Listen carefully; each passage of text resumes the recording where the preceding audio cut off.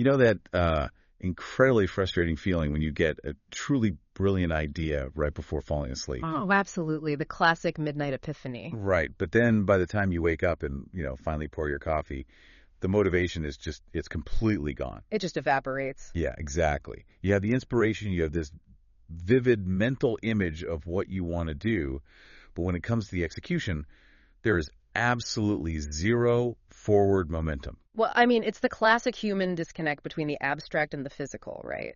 We inherently love the dreaming phase because there's no friction there. Yeah, dreaming is easy. Exactly. But the doing phase, that requires a completely different, much heavier kind of energy. And that seemingly impossible distance, like between intention and action, is exactly what we are crossing in today's deep dive. So welcome to the show, everyone. Glad to be here. We're so excited for this one. This is our deep dive where we take a stack of fascinating sources and really just distill them down to the insights you actually need. And today's stack is pretty eclectic. It really is. Our mission today is to explore a collection of geological surveys, some traditional Chinese medicine notes, and esoteric crystal healing texts. We even got some insights from a source called Crystals by Rob. Yeah, and all of these texts are centered on one highly specific, visually stunning mineral, which is fire agate. Right. We're going to decode how these different traditions basically claim this stone acts as a physical bridge to your spiritual intentions, like taking our deepest, most paralyzing fears and supposedly transforming them into fuel. But before we get to the literal fire, our source material actually introduces a really fascinating primer to kind of set the stage for you. Oh, the calcite, right? Yeah. If we are talking about crossing from abstract thought to physical reality, the text suggests starting with honeycomb calcite. Some of these notes also refer to it as amber calcite. I was looking at the physical photos of this in the notes, and it really earns that name. It literally looks like fossilized honey. It totally does. It has this highly unique hexagonal cellular structure that perfectly mimics a natural beehive. It's wild. And that geometric structure is actually vital to understanding its supposed metaphysical properties because, in nature, the hexagon is the most mathematically efficient shape for storage. Oh, right, because bees use it to get the maximum amount of volume using the minimum amount of wax. Precisely. And metaphysically, esoteric texts view honeycomb calcite through that exact same lens. It is said to glow with a warm, golden yellow sun energy, and they call it the ultimate stone of sweet abundance. Sweet abundance. I love that, meaning it stores that solar energy efficiently, just like a hive stores honey. That's exactly the metaphor the texts are leaning into. Its specific metaphysical function is to bridge that gap we were just talking about, between your abstract thoughts and your concrete actions. So it's like a battery. Sort of, yeah. It's described as an amplifier, one that provides the persistence and intellectual clarity you need to actually manifest long-term goals without wasting your energetic wax, so to speak. Okay, so if honeycomb calcite is the bridge connecting our ideas to reality, fire agate is the engine that actually drives us across that bridge. That is a great way to put it. Which is a perfect pivot, I think, because before we can really understand the metaphysical engine these texts are claiming, we kind of need to look under the hood at the physical reality of the stone. The geology is honestly just as fascinating as the lore. It really is. I was reading through the geological surveys here, and fire agate is technically a variety of chalcedony, which for anyone who isn't a geologist just means it's a microcrystalline type of quartz. Right. The crystals are so incredibly microscopic you can't even see them with the naked eye. And that microscopic structure is the key to its entire identity. You see, fire agate forms in a very specific, slow way. We are talking millions of years ago, groundwater slowly seeping into cavities within cooling igneous rock. And igneous rock is essentially just cooled volcanic lava, right? Or magma. Exactly. So over massive spans of time, that water deposited incredibly thin layers of silica and iron oxide. Specifically, a mineral called limonite. Okay, let's unpack this visual, because the result of that slow drip is this dreamy, translucent, deep, reddish-brown base stone. Yeah, the base itself is beautiful. But then within that base, you get these otherworldly signature bands of perfectly circular symmetry. They almost look like bubbles frozen in time. And then when the light hits it, you get the actual fire. The visual is absolutely stunning. You see these vibrant flashes of orange, red, green, and gold. It really does look exactly like living flames are just trapped inside the chambers of the gem. But I was reading about the physics of this, and it's actually not a pigment causing those colors, right? It's light interference. Right. It's essentially a natural 3D holographic trading card crafted by the Earth. You know those cards where you shift them in the light and suddenly the image moves or ignites? That is a brilliant way to conceptualize it. In physics, it's known as thin film interference. It's the exact same optical mechanism that creates those rainbow swirls in a puddle of oil on the street. Oh, right, or like a soap bubble. Exactly, like the iridescent colors on a soap bubble. As light passes through those microscopic alternating layers of chalcedony and iron oxide we mentioned, the light waves bounce off the different boundaries and interfere with each other.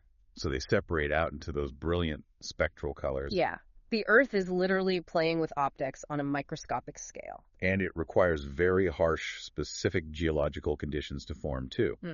The notes point to the desert and mountain topography of northern Mexico and the southwestern United States. Mostly really extreme environments. Yeah, the largest and most profitable deposits are pulled right out of the searing heat of Arizona. Which introduces a rather poetic mirroring between the physical stone and the metaphysical lore surrounding it. How so? Well, think about it. This stone, which is famous for its trapped fire, is born in some of the most scorching, sun-baked environments on the continent. The physical environment directly mirrors the energetic output. Oh, wow. That physical layering process, too, like those microscopic deposits building up over millions of years, that transitions perfectly into the psychological claims in our source material. It really does, because the esoteric texts don't just treat this as a pretty rock. No, definitely not. Yeah. They claim those layers interact with the layers of the human psyche, like peeling back the onion. Right. The metaphysical traditions lean really heavily into the concept of the hero's journey. Oh, like Joseph Campbell. Yes, exactly. That classic narrative structure where a protagonist leaves their ordinary world, descends into an abyss to face their ultimate fear, and then returns completely transformed. Facing the shadow self, essentially. Exactly that. And according to crystal lore, fire agate is the quintessential stone for that descent. It is said to give you the courage to walk your spiritual path. So it's kind of like a flashlight in the dark. More like a spiritual mirror. It specifically provides the strength to delve into the dark, hidden places of your own mind that you normally avoid. Here's where it gets really interesting, though. Because a mirror that reflects absolute, unvarnished inner truth is, well, it's not always pretty. No, it can be terrifying. The notes claim it forces you to look at your own self-limiting beliefs, your traumas, your inner conflicts, so you can discard what no longer serves you. It seems really targeted at people who feel completely stuck in a rut. Or caught in a cycle of self-destruction. The texts assert that it pulls you out of the stupor of just a humdrum routine. It banishes lethargy and forces you to confront the things keeping you paralyzed. But wait, if someone is already emotionally burnt out or stuck in a highly destructive cycle, giving them a firestone sounds like pouring gasoline on a delicate situation. That's a very fair point. Right. Wouldn't introducing a sudden burst of fiery energy just induce panic or completely overwhelm them? That is a highly intuitive objection, and it touches on a very crucial distinction made in the source material. The texts are careful to point out that fire agate does not provide a sudden, explosive inferno. No. It does not act like a wildfire. Instead, it provides a steady, smoldering heat. Smoldering, like the coals at the bottom of a hearth that stay hot all night long, even after the bright flames are gone? Exactly the mechanism described.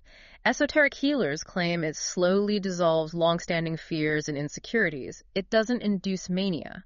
So it's more of a gradual thaw. Yes, it cures lethargy by slowly thawing out the emotional frostbite. The texts claim it provides the emotional stamina necessary to stay the course during a difficult transition. It warms the frozen parts of your psyche so you can process deep emotional wounds in a supportive rather than destructive way. So it acts as a form of slow drip internal therapy. But what happens when the threat isn't your own inner shadow? What do you mean? Well, what happens when the issue is external? Like a highly toxic work environment or someone in your life who is actively aggressive towards you? This brings us to the external shadow, which is where fire agate really earns its reputation in these texts as one of the most potent protective stones in the mineral kingdom. I was reading this part, and it says, energetically, the lore claims it creates an impermeable ring of fire around the user's aura. It's very vivid imagery. It really is. A glowing shield meant to deflect negative energy, ill wishes, and what the text referred to as psychic and emotional vampires. We all know the type. Oh, for sure. People who just completely drain the optimism out of a room the second they walk in. The fascinating part of the lore here is the specific mechanics of how it protects you. According to the notes, it doesn't just passively absorb or block the negative energy like a brick wall. Right. It doesn't just stop it. No, it actually returns the harm back to its source. Honestly, that sounds a bit like a curse. I mean, deflecting harm is one thing, but actively shooting it back feels a little vindictive, doesn't it? It absolutely reads that way at first glance. However, the esoteric texts add a vital philosophical caveat here. It claims to return the energy so that the source may understand its effects. So it's an educational return to sender. Right. The stated goal is karmic understanding, not malice.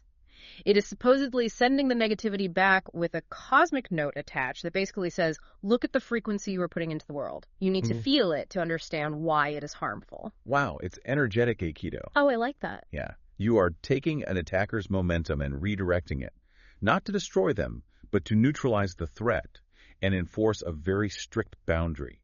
You are handing their negativity back and forcing them to hold it. Energetic Aikido captures the concept perfectly, and according to the source material, this protective, vitalizing energy doesn't just stop at the aura. It goes deeper. It extends deeply into the physical body. Historically, fire agate is referred to as a stone of eternal youth. It's believed to bring a profound sense of physical thriving back to someone who has been energetically depleted. I did notice the physiological ties in the notes are wildly specific. It's not just a blanket claim that you'll generally feel better. No, they get very granular. Yeah, the texts specifically mention treating the endocrine system, the central nervous system, and even improving digestion and the colon, which initially felt so random to me until you look at how these texts map the body energetically. The metaphysical logic makes perfect sense within its own framework. In these traditions, everything physical is tied to an energetic center.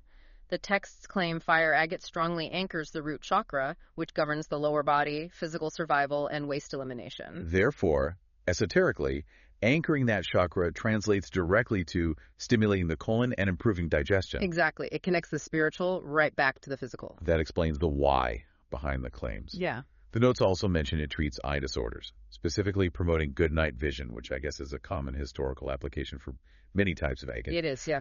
But the one that really stood out to me was its connection to traditional Chinese medicine, the triple burner meridian. The Sanjiao.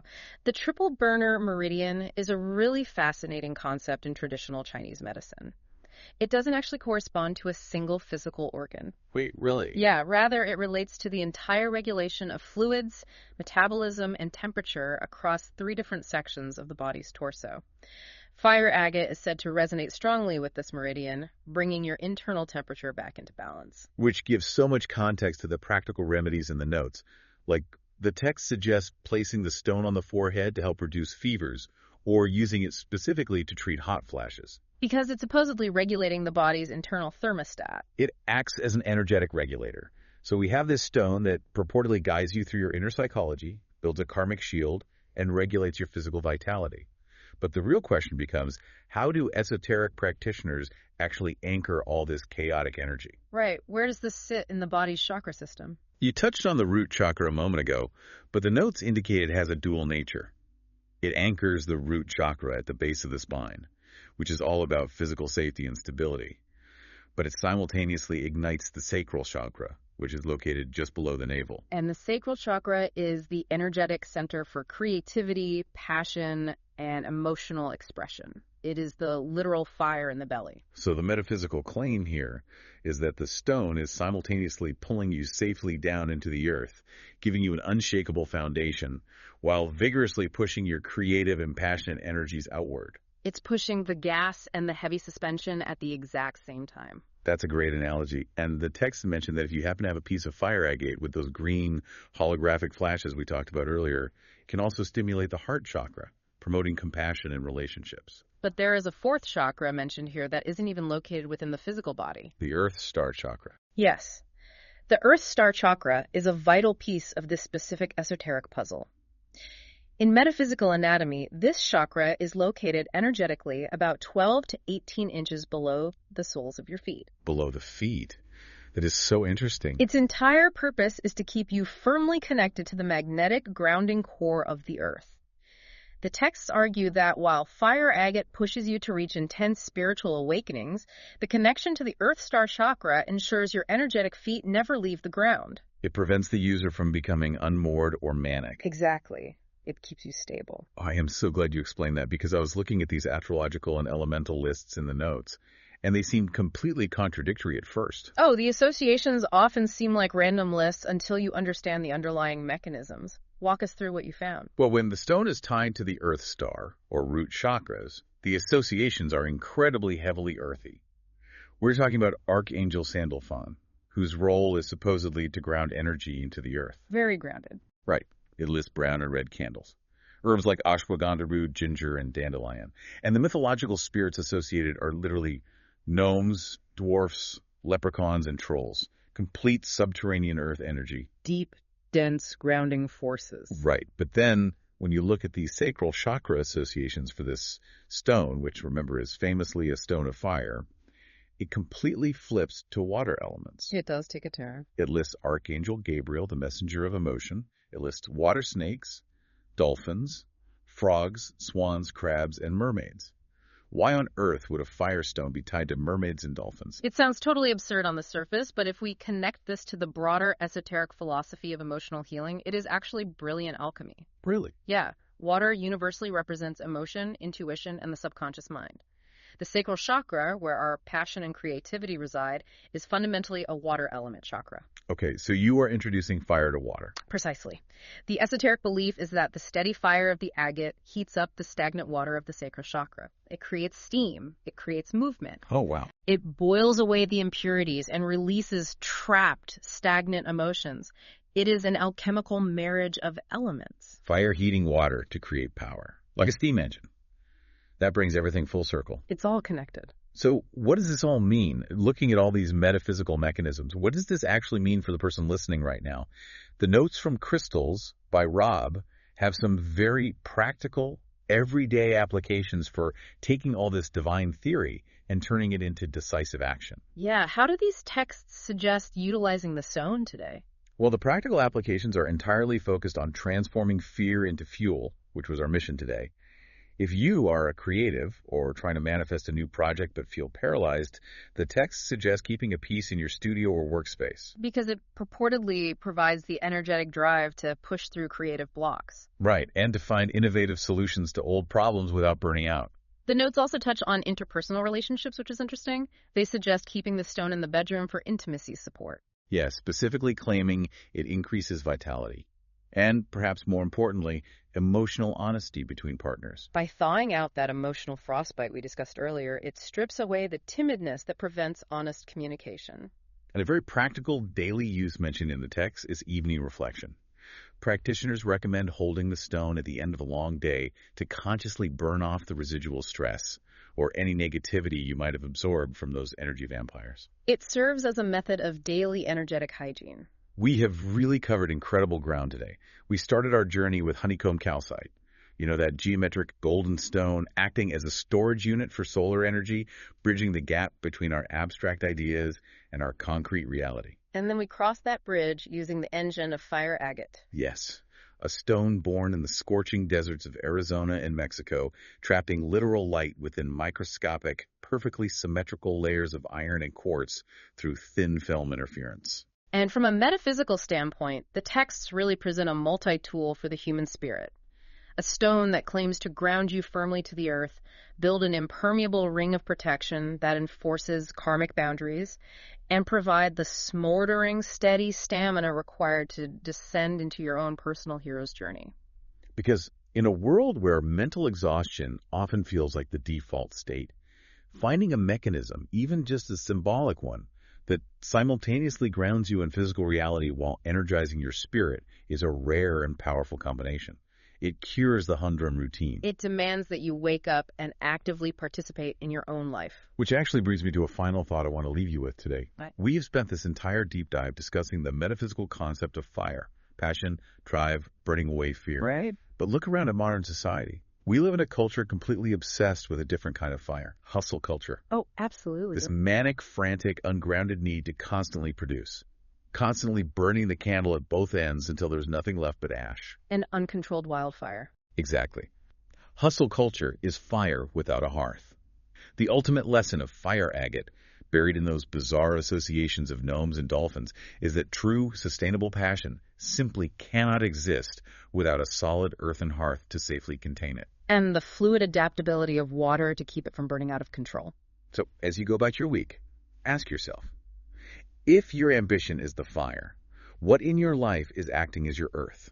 What is the grounding hearth keeping your ambition from burning down your own house? That is a phenomenal question to reflect on. True power requires a container. Thanks for crossing the bridge with us on this deep dive. Keep exploring your own depths, find your hearth, and we will see you next time.